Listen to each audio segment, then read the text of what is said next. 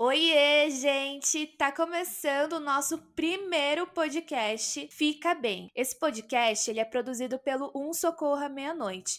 E para você que ainda não me conhece, aqui é a Gisele Prado, criadora e diretora criativa do Um Socorro à Meia-Noite.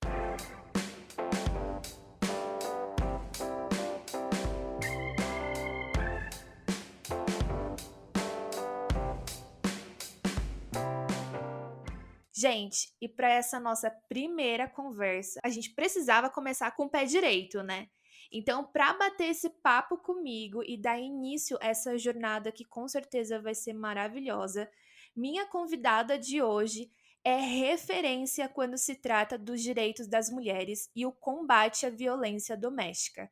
É ela sim, Regina Célia. A Regina, ela é a sócia fundadora e vice-presidente e diretora pedagógica do Instituto Maria da Penha. Ela é formada em filosofia e mestra em ciência política. É professora universitária há mais de 15 anos e, segundo a sua bio, ela é esposa e mãe de duas peças raras. Isso aqui eu achei muito fofo. E para dar início à nossa primeira conversa aqui e a essa temporada de podcasts, a gente vai conversar sobre a importância de falarmos sobre violência doméstica contra as mulheres. Regina, seja muito bem-vinda e que você se sinta abraçada aí virtualmente. E que alegria, que honra receber você aqui. Gisele, tudo bem com você? Tudo bem com todas e todos que estão nos ouvindo? É um prazer enorme falar com você. A gente tem corrido bastante, né? Foi um início de ano bastante difícil em todo o Brasil, com relação à questão da violência contra a mulher, a questão do atendimento. Mas quando eu perguntei a você se você estava bem, eu sei que não só como pessoa, mas é um podcast que, como ele é direcionado a isso, muita coisa você deve ouvir, deve acompanhar. E mesmo a gente, quando a gente não está no fronte, ali pegando a mulher, colocando no carro, né, levando para exame de corpo de delito ou qualquer outra coisa, mas que a gente está, né, ouvindo informações com especialistas e tudo, não tem como a gente não se sensibilizar e muitas vezes ficar abalada com algumas realidades. Né? Então, eu pergunto se você está bem, porque é muito importante que os profissionais, que as pessoas que estejam contribuindo, apoiando a gente, possam estar muito bem de saúde mental, né? Pode estar muito bem física e que possa também nos ajudar a pensar melhor um projeto de enfrentamento, de atendimento à mulher.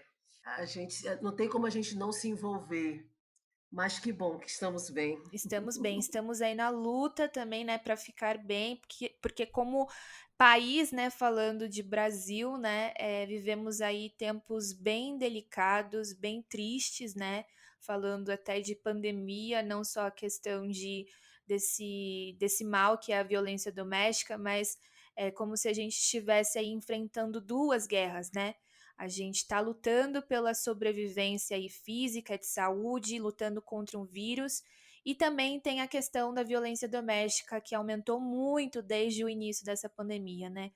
Então, realmente a gente tem vivido tempos assim onde a gente realmente precisa priorizar a nossa saúde mental, a nossa saúde emocional, para que a gente não venha aí, né, cair em situações piores e realmente a gente precisa dar a mão uns para os outros, quando não estiver bem, pedir ajuda, e é para isso que a gente está aqui, né? E eu queria, Regina, começar aqui esse podcast pedindo para você se apresentar. Se bem que eu já apresentei você aqui, né? Falei de bastante coisa a seu respeito, mas eu queria que você contasse pra gente duas curiosidades suas pessoais, que talvez não estejam no seu LinkedIn ou no seu Instagram. Conta pra gente quem é, de forma um pouquinho mais pessoal, quem é a Regina Gente Célia. do céu, veja, eu estou em Recife, tá, pessoal? Estou em Recife, Pernambuco. Eu sou filha de militar, infelizmente meu pai já faleceu, ele era capixaba. Minha mãe é de Natal, do Rio Grande do Norte. Meu pai, quando foi para reformado, né, que o pessoal da Marinha diz assim, vou para reforma, quer dizer aposentado. Então, meu pai disse assim: olha, vocês têm que conhecer a sua cidade. Então, nós viemos para Recife, e aqui em Recife foi onde eu comecei a me desenvolver, né, no campo universitário. Casei, estou com 2 filhos, casei com o Flávio. Ele é geógrafo, eu filósofa, né? A terra e o céu, É, o mundo das ideias, adorei. e eu no mundo das ideias e ele na terra, né? E tivemos 2 filhos, o Felipe e o Elias. Eu sou cristã, trabalho com enfrentamento à violência no campo cristão, que infelizmente é muito forte. Então, assim, e preta, né? Estou vindo das matrizes africanas, sou uma cristã que usa turbante. Caraca, muito, muito massa, muito massa. A gente realmente precisa aí de mais mulheres que se levantem nesses meios, como você falou, nos contextos religiosos, mais mulheres também negras, né, que se posicionem com relação a isso, como voz, como influência. Muito, muito massa ter essa diversidade aqui no nosso podcast. Muito bom ter você aqui. E Regina, conta pra gente como é que surgiu o seu interesse por lutar pelos direitos das mulheres e mais especificamente o combate à violência doméstica. Como é que foi essa sua conexão com esse tema? E também com relação até a Maria da Penha e depois a criação do Instituto, né? Como é que nasceu esse seu desejo por lutar pelos direitos das mulheres? Bom, aí já a história é super longa, mas como a gente não tem a eternidade a nosso favor agora, eu vou tentar ser bem breve. Bom, como eu disse a vocês, eu fiz filosofia aqui na Universidade Federal de Pernambuco. A partir daí, eu começo a fazer um estudo sobre Estado e direitos humanos, através de um autor, de um filósofo chamado Thomas Hobbes, muita gente conhece, que é o cara que discute sobre o homem é o lobo do próprio homem, e também faço um estudo sobre Platão, né, com a questão da república, e a partir daí eu começo a fazer um estudo sobre violência. Então, como é que a violência ela estava na base do Estado, não é? E ao mesmo tempo esse Estado tem que garantir os direitos humanos e falando sobre segurança do Estado. E a partir daí eu começo a trabalhar no projeto Comunidade Solidária, da Ruth Cardoso, né, que faleceu, e depois eu vou para o Projeto Alvorada. No Projeto Alvorada também trabalhando direitos humanos e violência, principalmente aqui nas cidades do Agreste Sertão, de Pernambuco. E depois, então, veio o Fome Zero, o programa Fome Zero, e aí a gente é treinado por Frei Beto, né, para trabalhar a questão também da violência, a questão da pobreza. E aí eu começo a desenvolver uma metodologia de oficinas de enfrentamento à violência. Nesse ínterim, está acontecendo a história lá do massacre da Candelária, e é fundado uma ONG chamado Movimento de Meninos e Meninas de Rua. E aí, quando esse movimento ele é fundado, uma colega ela me chama me convida para trabalhar direitos humanos e violência na juventude. E também emendada a essa questão da violência na juventude, a gente vai trabalhar no Brasil Alfabetizado. E no Brasil Alfabetizado, então, a gente tinha um programa que era de alfabetização para mulheres, um grupo de 200 mulheres para trabalhar. E aí, quando a gente começa a implantar esse projeto do Brasil Alfabetizado, a gente observa que durante os 2 meses por aí, cerca de 42% dessas mulheres faltavam o programa. E era preocupante para nós, porque essas mulheres elas ganhavam uma bolsa de R$ 120, se não me engano. E aí, ao mesmo tempo, estava tramitando a questão da PL, né, da 11.340, da Lei Maria da Penha. E aí eu já era professora universitária, vou fazer esse ano agora de 2021, 25 anos como professora, e aí eu reúno alguns grupos de alunos de pedagogia, direito, turismo, para localizar as mulheres que estavam faltando. E aí a gente vai ver que dos 42%, 38% estavam se afastando por conta da violência doméstica. Então, assim, a gente ficou impactado. E aí eu fiquei acompanhando, né, a questão da Lei Maria da Penha e, de repente, veio uma ideia, né, sobre fazer um prêmio em homenagem a Maria da Penha para incentivar as boas práticas de enfrentamento à violência contra a mulher através da educação. E aí eu começo, então, a fazer um estudo sobre gênero e educação. Em 2006, então, Pernambuco fecha uma conta de 309 19 mulheres assassinadas. É óbvio que hoje a gente sabe que aquelas mulheres que foram assassinadas, a contabilidade, ela precisava de uma avaliação metodológica, não é, mais qualificada, porque hoje, por exemplo, nós sabemos o que é feminicídio, homicídio, né? Antes nós não tínhamos essa distinção na realidade brasileira, tá, Gisele? Porque isso já estava pacificado tanto nos Estados Unidos como na Europa, né? Mas aqui no Brasil não, nós não trabalhávamos com esses conceitos, feminicídio e tal. Só violência doméstica e violência contra a mulher. E mesmo assim, a violência doméstica, ela não estava bem compreendida como estava ali na Lei Maria da Penha. Bom, daí eu encontro a Maria da Penha, eu explico tudo para ela e mando tudo por e-mail, todas as informações sobre a realidade de Pernambuco, a questão do Brasil alfabetizado, a relação que eu estava falando sobre gênero e educação, o perfil das mulheres, o edital do prêmio, que era para entregar a 10 categorias, ela homenageando, ela sendo homenageada e ela homenageando para incentivar as boas práticas de enfrentamento à violência no primeiro ano da Lei Maria da Penha, que na verdade estava começando ali, né? E a partir daí, então, a gente começa uma longa conversa, e nessa longa conversa coincidiu uma preocupação que tinha tanto para mim quanto Maria da Penha, que era sobre os órfãos. Órfãos de mulheres que denunciavam a violência, mas infelizmente essas mulheres depois eram assassinadas por falta de celeridade da justiça. Então você sabe que o caso da Maria da Penha, ela leva 19 anos e 6 meses. Vocês devem saber também que a Maria da Penha, se por acaso ela tivesse sido realmente assassinada, ela tinha deixado 3 filhas. Então o Instituto Maria da Penha, em 2015, nós iniciamos uma pesquisa que está lá no site do Instituto, onde a gente faz um levantamento de que para cada uma mulher assassinada, uma mulher mãe, nós temos em média 3 crianças órfãs. E eu faço então um projeto do Instituto Maria da Penha, uma surpresa também para Maria da Penha, ela não me pediu. Eu levei 2 anos para convencer a Penha e os familiares para abrir, né, essa instituição.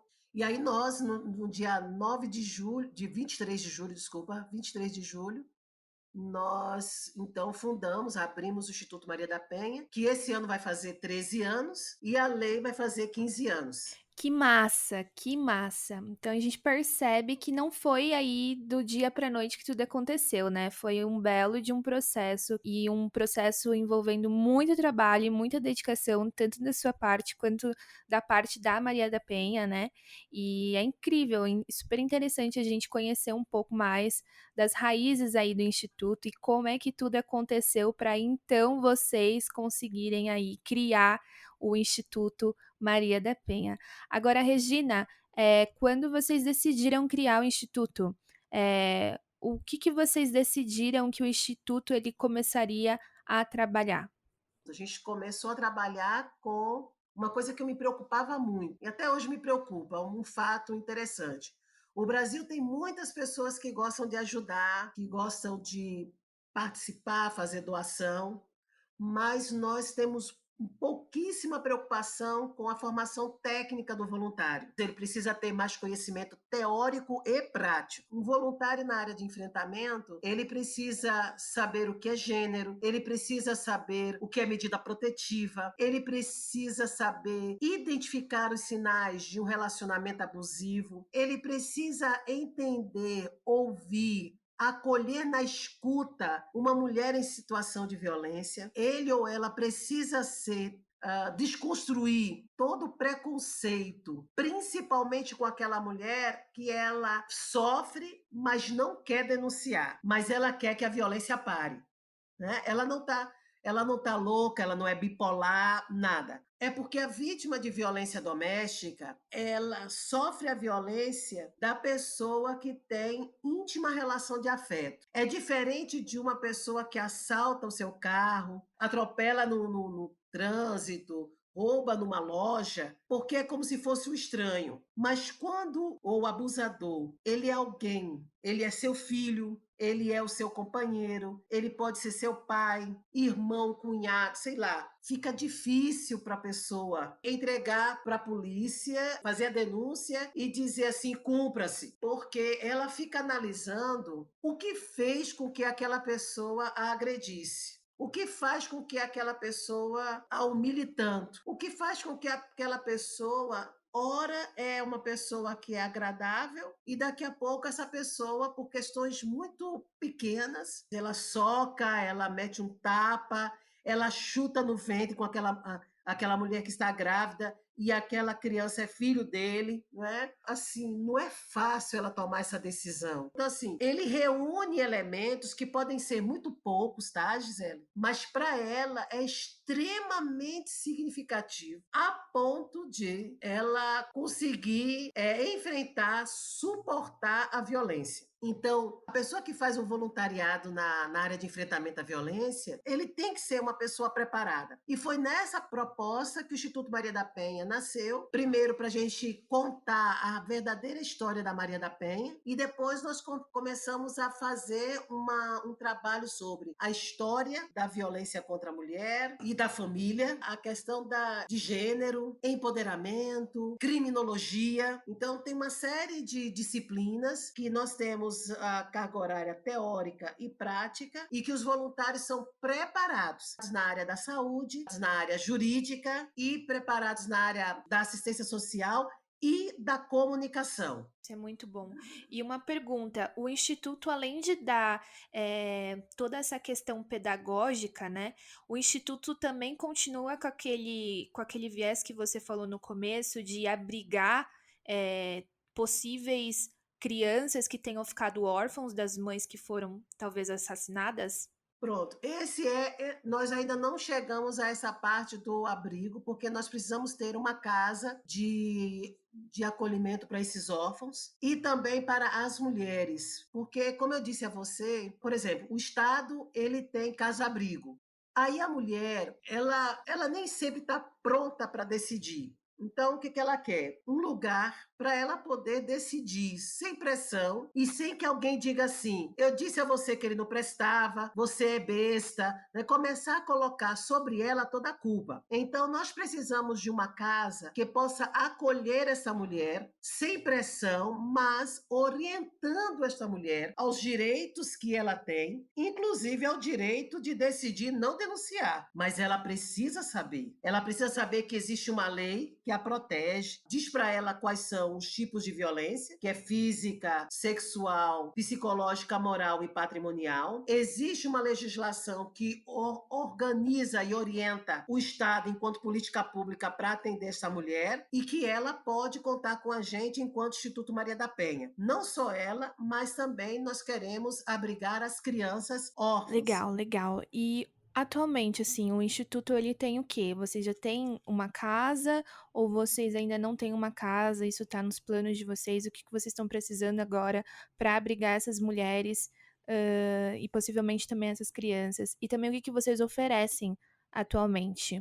Hoje o Instituto, ele faz o atendimento, ele faz o acolhimento, não é? Online e presencial, mas nós fazemos o encaminhamento para os centros de referência do Estado, não é? E também fazemos a recomendação, porque quando a gente faz a escuta qualificada da mulher, então, nessa escuta, a gente consegue perceber que ela precisa de uma casa-abrigo. Então, nós explicamos para ela o que é uma casa-abrigo. E se por acaso, quando ela for para o centro de referência, alguém oferecer uma casa-abrigo para ela, que ela pudesse aceitar. Mas muitas mulheres, elas não querem a casa-abrigo, não é? Porque elas acham que é muito longe, vai ficar muito longe da família. Elas não entendem que muitas vezes elas precisam entregar o celular e não ficar ligando, não é? Porque é um lugar que ela não pode dizer aonde ela está. Então, elas preferem muitas vezes uma casa de acolhimento que seja afastado do seu domicílio, mas que possa garantir a ela a liberdade dela ir, dela sair. Ela tem o compromisso de não dizer onde fica a casa, mas ela não quer ficar ali para depois decidir se vai denunciar ou não. E então é um caminho que vocês estão percorrendo então aí para estruturar isso, né?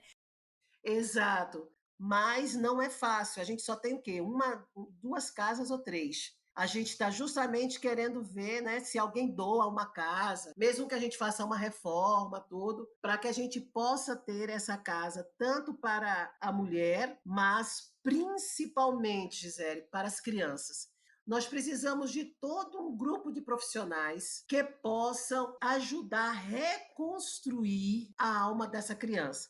E realmente é necessário, porque a gente que estuda aí a psicologia em si, ou psicologia, principalmente a psicologia social, que é inclusive algo que eu tenho me especializado atualmente, a gente entende que se você não tem conhecimento nessa área e você lida com essa área, a chance, às vezes, de você piorar a situação da vítima é muito grande, né?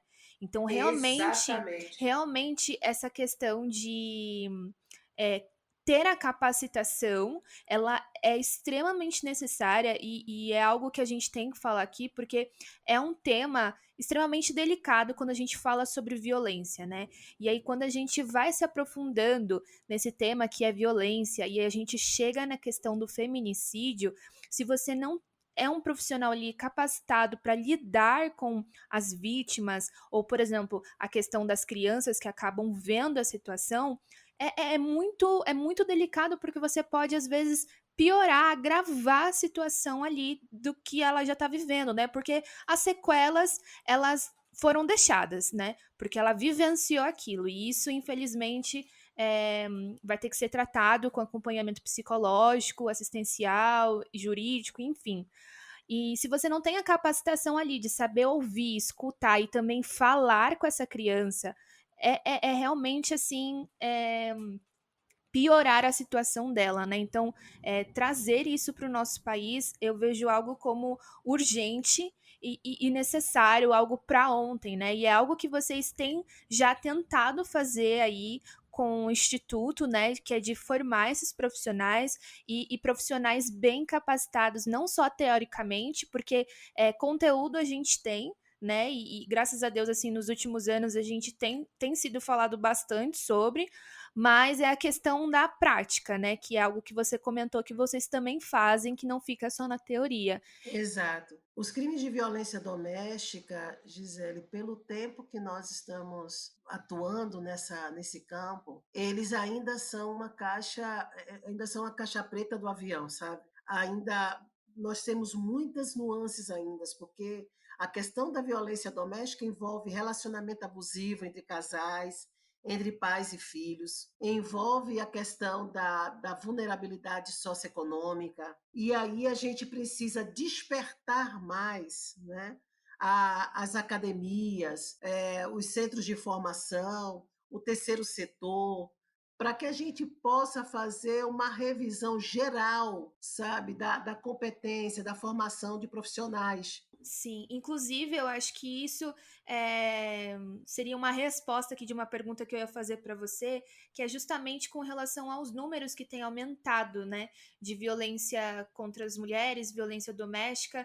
Por mais que a gente tenha aí muitos projetos, eu tenho um projeto, vocês têm um instituto, a gente tem a Lei Maria da Penha, a gente tem várias iniciativas nas redes sociais, campanhas, etc. Mas os números de feminicídio, de agressão contra as mulheres continuam só aumentando. Minha pergunta era sobre isso, sabe? Tipo, a gente tem deixado de fazer alguma coisa, ou o que precisa a gente começar a fazer que talvez a gente não tenha feito, e eu acho que você respondeu já essa pergunta, que é justamente, acredito eu, que é sair da teoria, né, da parte teórica, e a gente começar mesmo a ter mais voluntários no campo, né? Você acha que isso seria um fator, assim, para que a gente pudesse fazer com que esses números eles não continuem aumentando? Olha, Gisele, eu vou dizer a você o seguinte: o voluntário, ele é, como a gente diz assim, é o terceiro setor, né? Ele é aquela pessoa do apoio, não está sobre ele a responsabilidade, não é, como Estado, não é, de resolver o problema. O que eu digo muitas vezes é que a Lei Maria da Penha, ela é uma lei completa, ela não é perfeita, mas ela é uma lei completa. E ela precisa ainda, nós precisamos descobrir, trabalhar mais a Lei Maria da Penha na sua aplicabilidade. Aí é que vem a parte do treinamento dos agentes. E aí nós observamos que no Brasil, a Lei Maria da Penha, que vai debutar esse ano, ainda precisa ser muito lida e precisa ser muito melhor ser aplicada.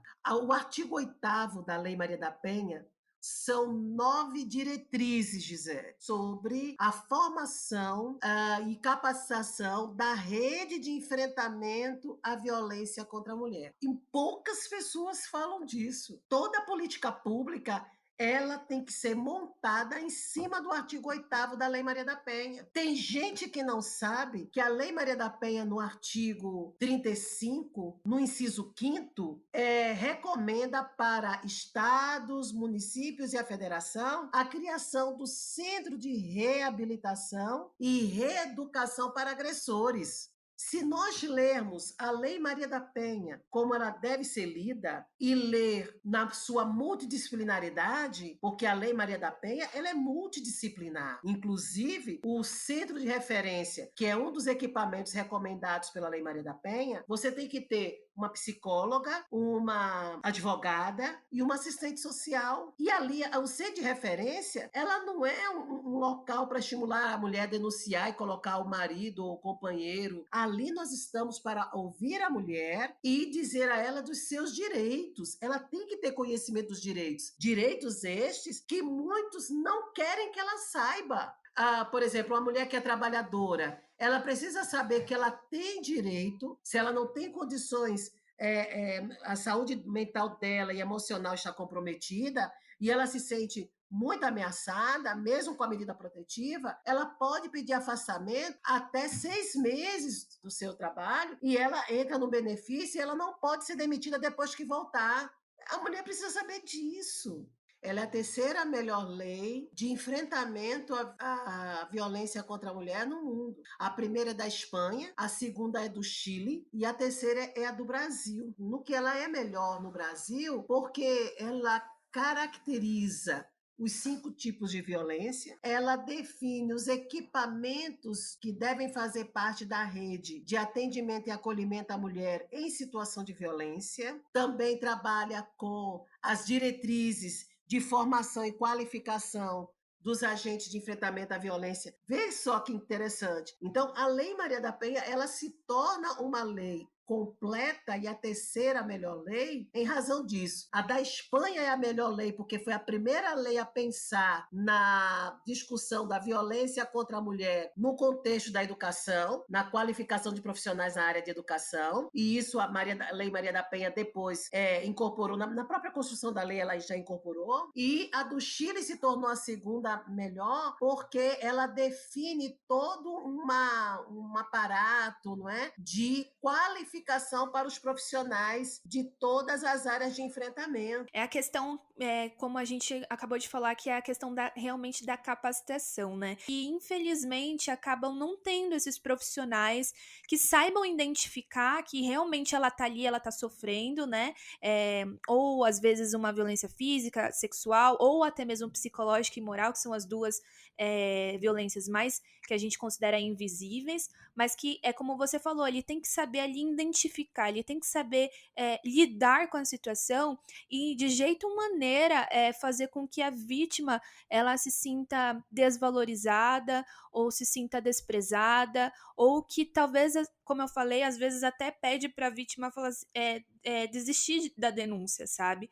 Então a gente volta nesse ponto que eu acredito que seja um ponto muito crítico, né, e que a gente precisa lutar para mudar isso, que é essa questão realmente da capacitação. A gente precisa ir de profissionais no campo, né, profissionais nas delegacias, profissionais aí no campo da assistência social, psicólogos, advogadas, delegadas, enfim, capacitados mesmo que tenham esse conhecimento mais voltado, né, para essa área de violência doméstica, familiar e contra as mulheres. É isso mesmo, Gisele. O Estado não é o delegado Manuel ou o agente César, né? É o Estado. Ele está ali para proteger toda e qualquer pessoa vítima de violência urbana, doméstica, qualquer outra.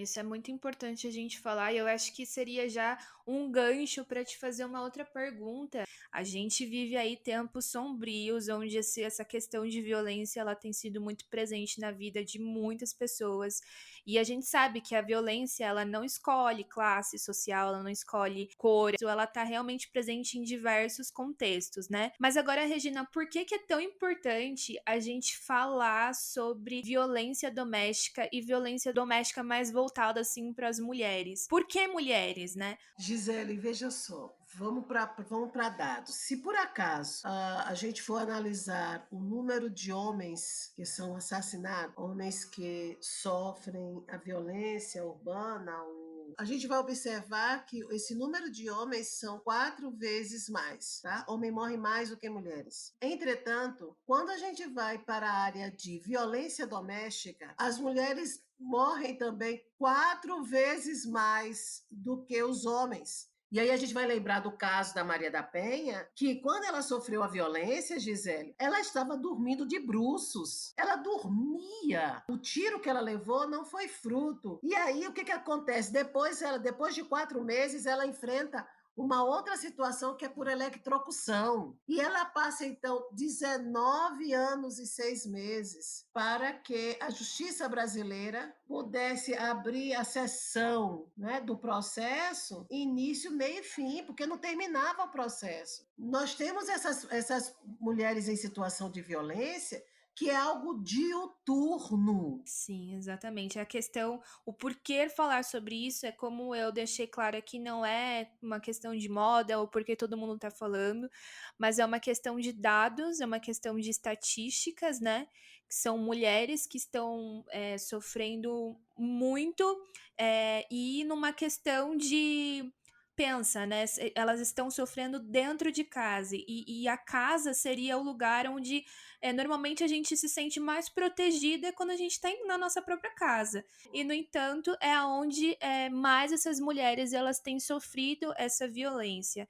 E pela questão de simplesmente serem mulheres, né? Porque, como você falou, por a gente ter sido criado numa cultura machista, então às vezes os homens acabam tendo umas atitudes, como a gente já falou aqui também, de dominação, né? Então, eu acredito que é importante a gente falar aqui que não é porque todo mundo tá falando que a gente tá falando sobre isso, mas é importante porque a maioria das mulheres que estão sofrendo algum tipo de violência estão sofrendo nas suas próprias casas, que é um lugar onde elas deveriam se sentir seguras, porque é um lugar também onde a gente fica também mais vulnerável, né? Porque, pensa, a gente tá na casa, a gente não fica ali esperando que algo ruim aconteça. Não, a gente tá em casa, Exato, né? exato. Gisele, veja só: médicos, desembargadores, professores, promotores, juízes, pequenos, médios, empresários, bom, muitos deles viram a mãe sofrendo violência calada dentro de casa e ela só não virou a mesa esperando que ele ou ela se formasse, que ele ou ela casasse, e ela amargando uma violência. Quem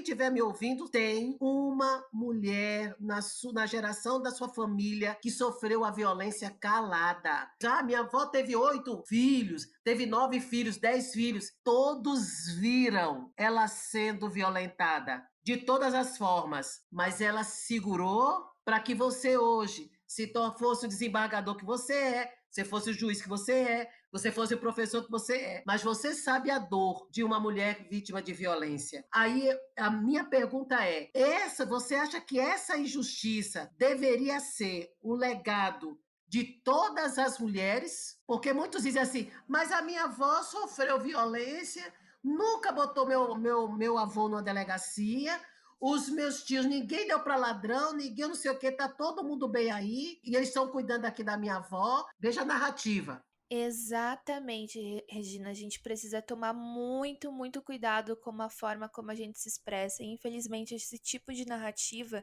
que você acabou de mencionar, esse tipo de história, é uma história assim mais comum do que a gente imagina, né?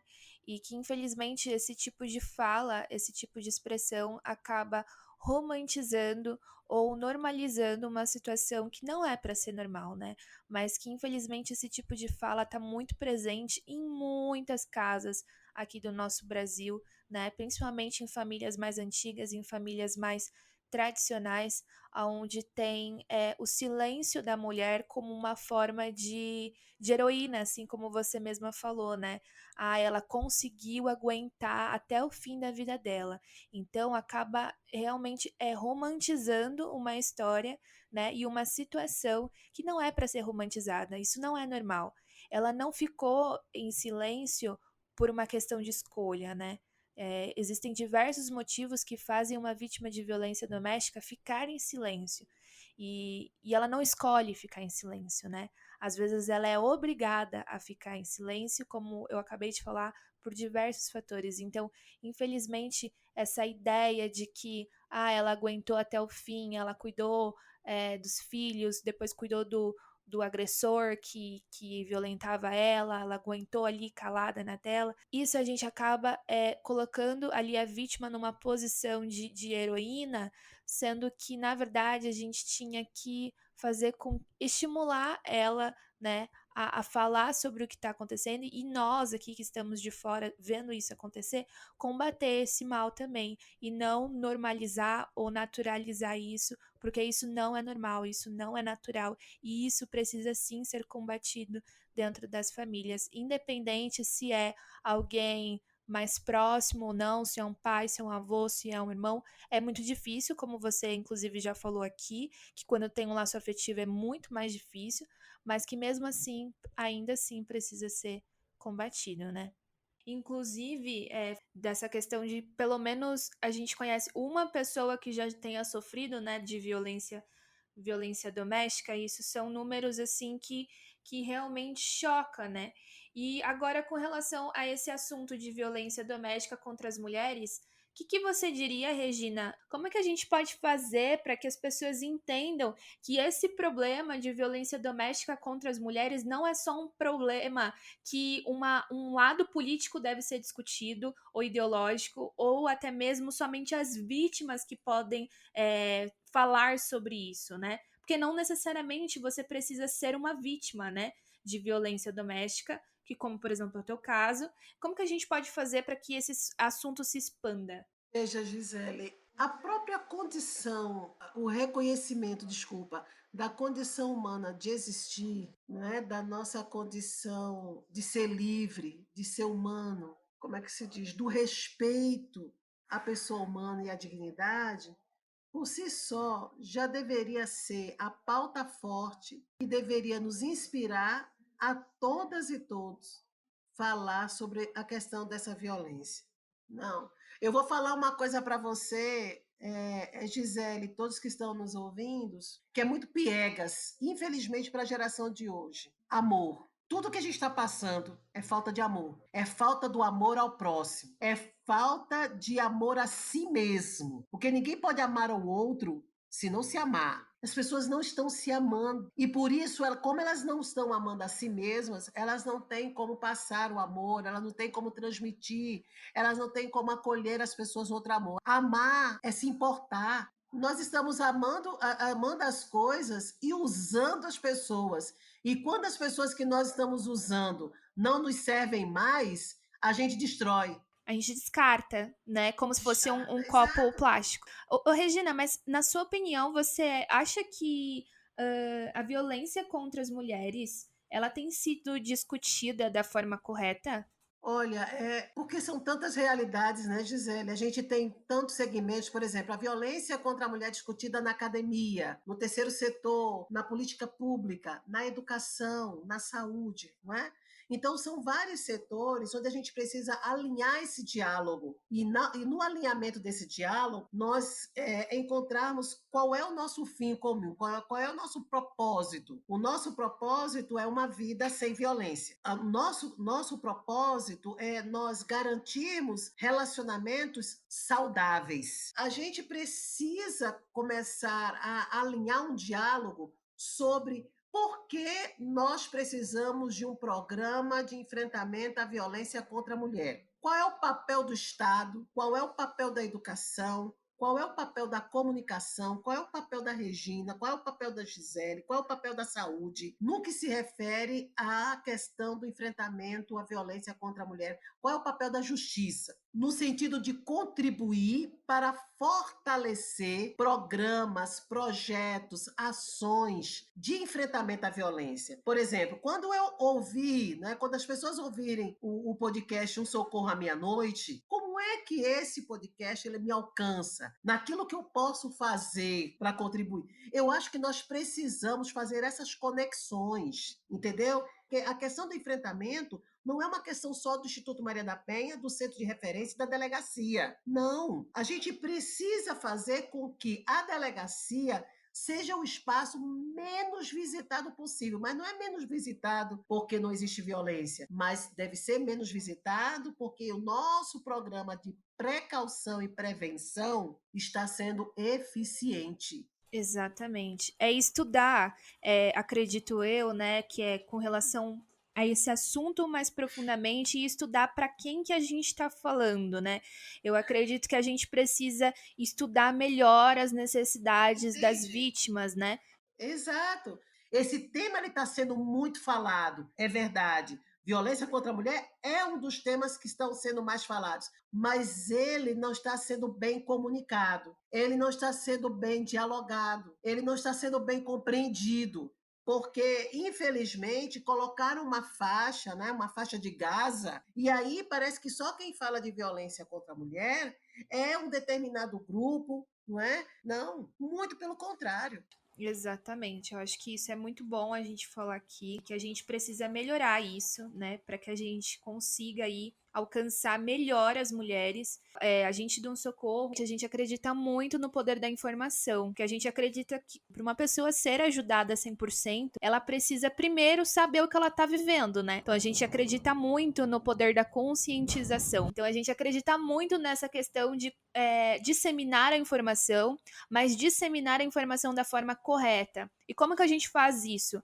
É na base do achismo? Não, a gente tem que entender o problema. A gente tem que se colocar no lugar da vítima, né? Pra gente realmente tomar aí atitudes e maneiras mais práticas de forma mais assertiva, né? Bom, e eu queria aqui, finalizando o nosso podcast, e mais antes, Regina, eu queria que você deixasse uma mensagem aqui pra gente. Esse tempo foi muito precioso, que foi uma aula para mim poder te ouvir. Você compartilhou com a gente muita informação preciosa, abriu os nossos olhos com relação a essa questão de violência doméstica contra as mulheres, que às vezes a gente fala e acha que é um assunto simples, mas não é. É um assunto extremamente delicado, complexo, precisa ser estudado, aprofundado, né, para que a gente consiga aí ajudar as mulheres. Para mim foi um tempo muito precioso, eu aprendi muito com você.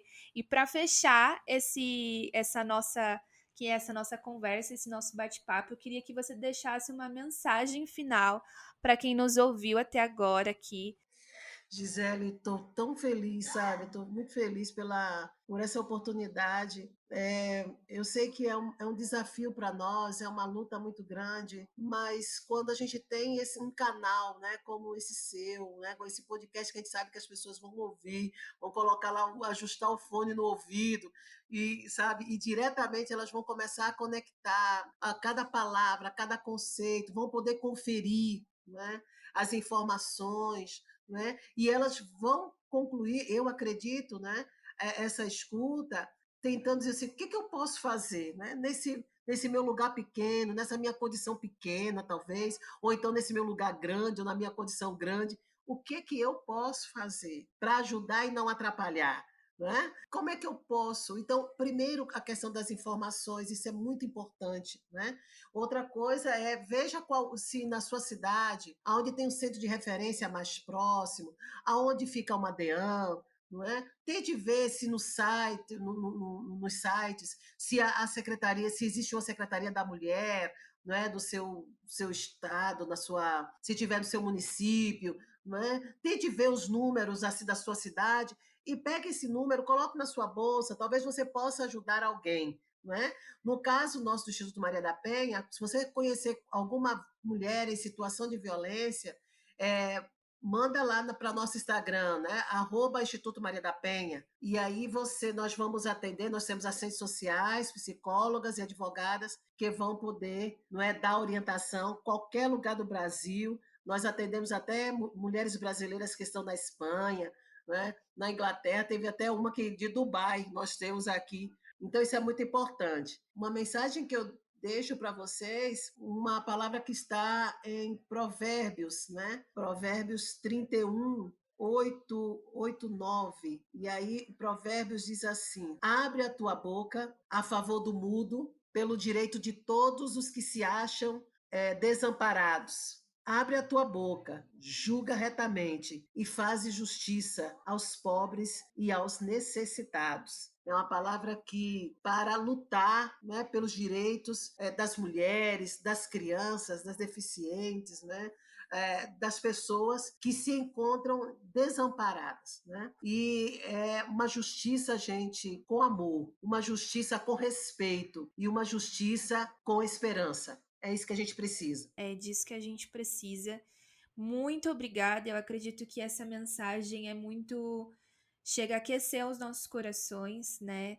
E pra gente aqui frisar também que você não tá sozinha, caso você esteja ouvindo aqui a gente, nosso podcast, caso você esteja enfrentando algum tipo de violência, seja no seu contexto aí doméstico, familiar, mas possa ser também talvez um trabalho, ou que já tem enfrentado na rua, entre amigos, enfim, saiba que você não está sozinha, você tem a quem recorrer. Como a Regina ela falou aqui, o Instituto Maria da Penha tá aí para servir a nós mulheres, né? Estamos juntas nessa, não estamos sozinhas.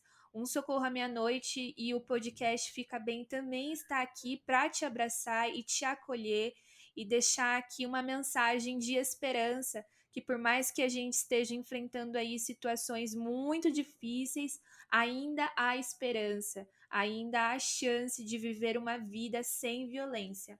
Regina, muito obrigada por ter aceito o meu convite aí. Muito obrigada mais uma vez por essa aula que você deu pra gente, por ter compartilhado aí um pouquinho do seu coração, um pouquinho do que queima no seu coração, um pouquinho do seu propósito.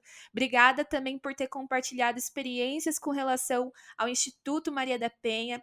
Se possível, manda um abraço para Maria da Penha, meu nome, Com Gisele. certeza! Seria um prazer enorme poder um dia conhecer ela pessoalmente, falar com ela também seria muito bom. Mas manda aqui, eu deixo aqui o meu abraço e também registro aqui minha admiração por ela, pela guerreira que ela é, né? Ela realmente é uma figura de mulher assim que inspira a gente a não desistir de lutar pelos nossos direitos, né? Então é isso, gente. A gente vai ficando por aqui. Muito obrigada a você que ouviu até aqui esse podcast, que foi uma conversa maravilhosa e recheada de informação, muito rica em conteúdo. Um abraço virtual para vocês e não se esqueça de que você não tá sozinha, ok? Então fica bem e a gente vai ficando por aqui. Até o próximo episódio. Obrigada, Regina. Obrigada eu, minha amada. Um beijo a todas e a todos. Que Deus abençoe. Fiquem na paz.